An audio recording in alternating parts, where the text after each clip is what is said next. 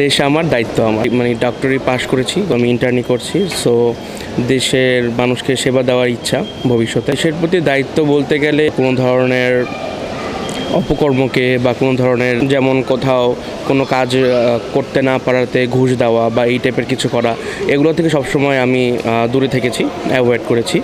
নিজের চোখে অনেকবার প্রম্পট হয়েছি এটা করার জন্য, বাট আল্লাহর রহমতে আমি এখন পর্যন্ত এসব কিছু করিনি। এবং ধরে থাকেন যেমন ইউজুয়ালি বিভিন্ন জায়গায়, যেমন পাবলিক ট্রান্সপোর্ট, এইসব জায়গায় ট্রাভেল করার সময় অনেকেই মানে বিনা টিকিটে ট্রাভেল করে, তো এইগুলো কখনো করিনি আল্লাহর রহমতে।